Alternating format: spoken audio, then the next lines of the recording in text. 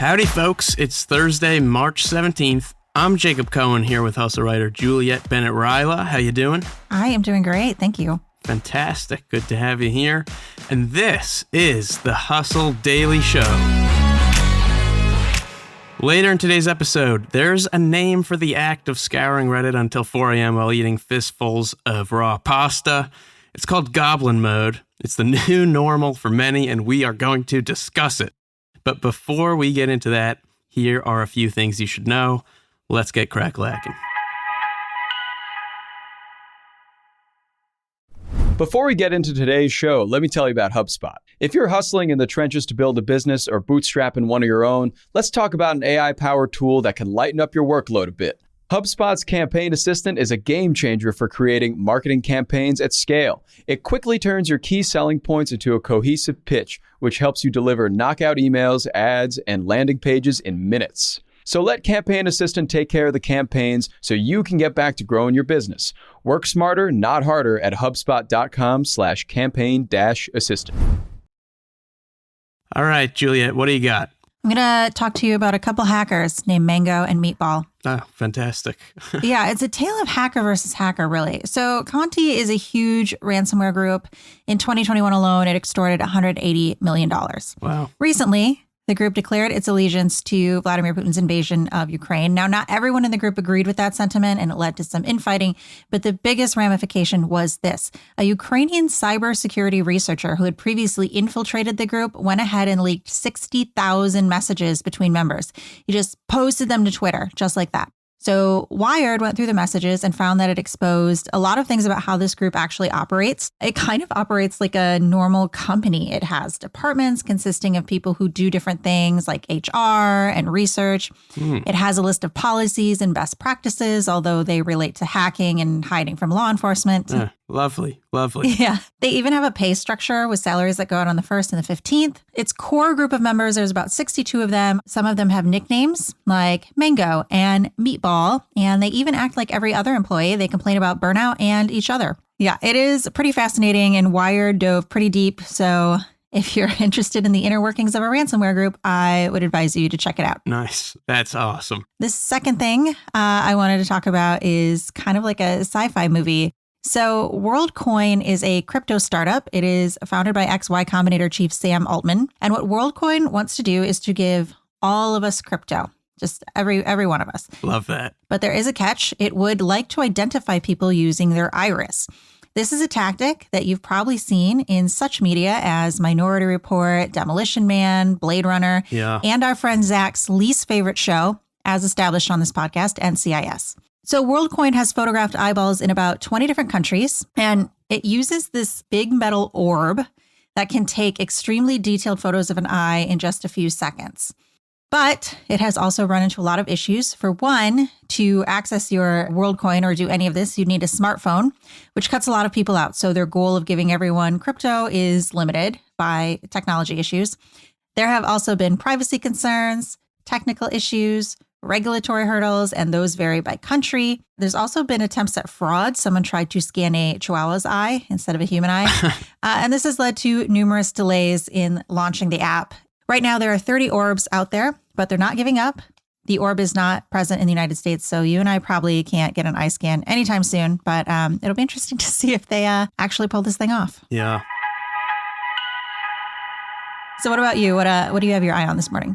So the first thing I was looking at is this announcement that came from Netflix, which basically said they're going to start a little more seriously exploring password sharing and really cracking down on password sharing. So about half of the United States of America is not going to like to hear that. Exactly. And this is just a few weeks after they announced a pretty significant price hike. They're now going to be cracking down on password sharing. They're only testing this new format in, I believe, Chile, Costa Rica, and Peru at the moment. But the way it works is sharing passwords between people who don't live in the same household is going to be more complicated, that you'll probably be charged to add someone from outside of your household to your account. And, some people have actually said password sharing is a secret weapon for Netflix as it looks to grow in a more competitive market, because Really, if everyone who was supposed to have their own Netflix account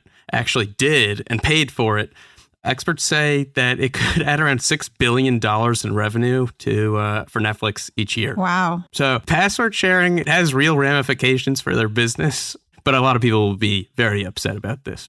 The next thing I'm following is the Fed. They raised rates for the first time since 2018. So on Wednesday, the Federal Reserve approved its first interest rate hike in more than 3 years to address spiraling inflation without torpedoing economic growth. That's kind of like their whole thing. They need to fix inflation without ruining the economy. By notching up rates, the Fed is raising borrowing costs in the hopes of quelling the demand that may be pushing prices higher. And along with this quarter percentage point increase, the committee that decides on this penciled in rate hikes at each of the 6 remaining meetings they have this year and said even more will be needed to pull inflation back down to its 2% target, which they don't even expect to come close to hitting until maybe 2024. Wow. Rate hikes are going to make it harder on borrowers, people buying homes, cars, things like that. And historically, rising interest rates are a bad omen for the markets, especially for growth stocks and bonds. So it's going to be fun. Yeah, that sounds very not chill. Not chill at all. What do you say? You want to talk about goblins? I would love to talk about goblins. Awesome. So what the heck is goblin mode? The pandemic has changed our habits in a lot of ways. Some people are wearing more sweats. Some are showering less. I try to maintain my showering cadence. As do I. But some are showering less. Some are watching a little more Netflix than they used to. And then there are the ones, like I said earlier, scouring Reddit until 4 a.m., eating fistfuls of raw pasta as a snack. And that, my friends, is an example of Goblin mode, which apparently has become the new norm for many. Does this apply to you at all? I think that during the pandemic, I definitely achieved partial Goblin mode. Oh, nice. There was definitely a long period of time where, like every day when I was done with work, I just sat in sweatpants and played The Witcher. I feel like I did half of like all the really cutesy stuff that people were doing, like baking bread and doing projects. But yeah, I didn't get dressed for like a full year. I actually ordered nighttime pajamas to differentiate from these sweatpants and t-shirt that I wore during the day to make it feel like I had a demarcation in my day. Like, oh, it's 6 o'clock, time to put on my nighttime pajamas.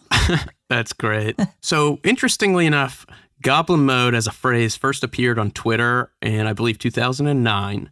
It spiked in popularity back in February when a headline incorrectly attributed it to Juliet, who was dating Kanye West at the time. Not sure what happened there. But some examples of Goblin mode are things like mindlessly binging reality TV shows while scrolling on social media, eating frozen waffles straight from the freezer and pouring bags of chips down your mouth. Generally, like living, I don't know if you've seen Dodgeball. Oh, of course. Yeah, like Ben Stiller at the end of Dodgeball is, I feel like, a good representation of Goblin mode. Why is it blowing up? I think one reason is just its direct opposition to like presenting one's best self online. It's kind of become inauthentic, and I think people just have embraced authenticity online in the last year or two, especially on TikTok. Another reason I think is more simple. The pandemic has dragged on for a while now, and people are kind of losing their Oh, yeah. It kind of reminds me of like when people post pictures of possums and they're just like, eat trash, be free. I'm like, yeah, be a possum. Just have a possum day. Exactly. All right, that's it, folks. For more on The Hustle's tech and business coverage and links to all kinds of cool stuff from around the web, check out our newsletter at thehustle.co. Thanks to our editors, Robert and Ezra. I'm Jacob Cohen, here with Juliet, Bennett, Rylah. You've been listening to The Hustle Daily Show, brought to you by the HubSpot Podcast Network. See you tomorrow.